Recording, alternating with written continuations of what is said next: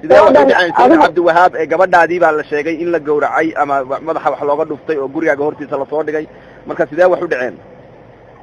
waxay u dhaceen gabadhan markay dhiig isadu ka baxday waxay aaday dhiig waxay aaday hilib baan u dirsaday hilibkii markay ii keentay baan gabadh kale waxay tiri hilib meeshii ma yaali haabay tiri waxaana hooyo usoo qaad markay usoo qaaday goorma markaasi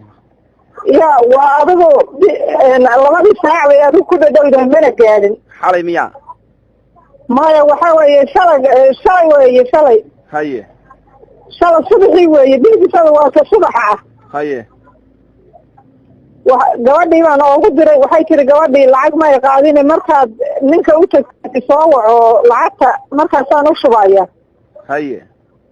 gabadhii baa soo wacday gabadhii waxay tiri gabadhii ma haye gabadhii miyaada hilibkii igu diray haye waxaan idhi waan kuugu diray gabadhii hilibkii miyaada gabadhii arag aniguna waxaaban isleeyahay gabadhii bayba u tagtayba haye gabadhii mar kale ay soo wacday waxaan idhi ma haysid miya ma hayay tiri mar saddexaadkii markay saa ay la soo hadashay oo adigu 2 saac ayaan isleeyahay wax yar baa dheer baan intaan istaagay nin meesha hilibka lagu gado way noo dhowdahay sid waxaan gelnahay jid saas u diritaysanoo wax laga arki karo jidkii baan saa u fiiriyey ninkii baaskiilkiisii iyo waxaan arkay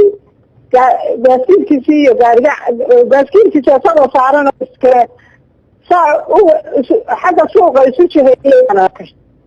haye waa ninkee waa mid hilib gaba oo kii gabadha hilibka aan ooga diray haye ninkii baan wacay waxaana war gabadhi ma kuu timid suu yidhi markii hore ay ii timid mooye mar dambe ma arag anigu gabadhi haye gabadhii nin kale intaysan gaadhin baa beladu qaada waa gartay marka shalay oo dhan baan wareegaynay meel walbaan maray saaka markuu waagu saa u bariyey baa oo la galay maaragtay salaadii oo laga soo baxay baa dadkii u horeeyey xagga xaafadda usoo socdaa waxay dhaheen gabadhii caashaahi maydkeeda halkan u yeelaaye go-yaalkeen haye marka saasay arrinta ku dhacday meel aniga adinka dhexe maaragtay mar ay tahay ha adinka u dambeeyey mar ay tahay xaafadan anagu aan deganahay gurigaa saa loo ballaqay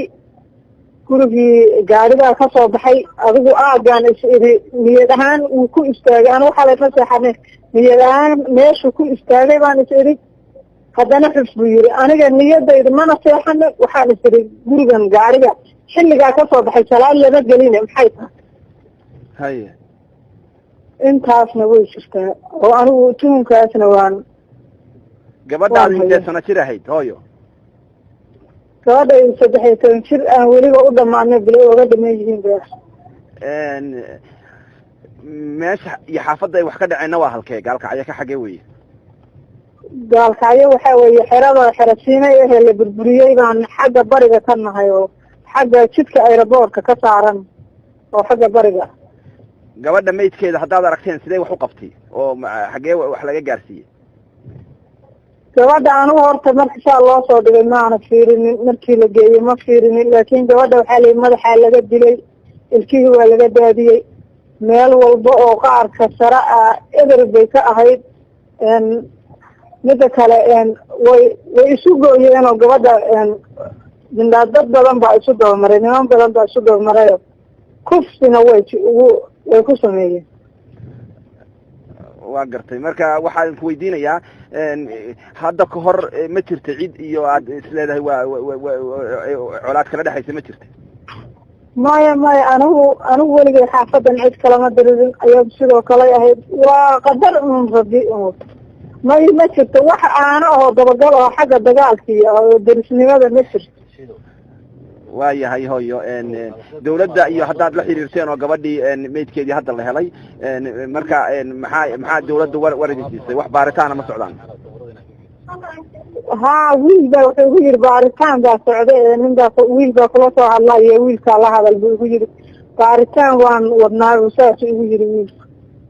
laakiin anigu waxa warbixina kaama siin karo. carruur intee kuu joogtay? ya carruur adi intee kuu joogtay? carruur waxaa 7 hadda joogta. waayahay hadda gabadhii ma la aasay mise weli baaritaan bay ku jirtaa?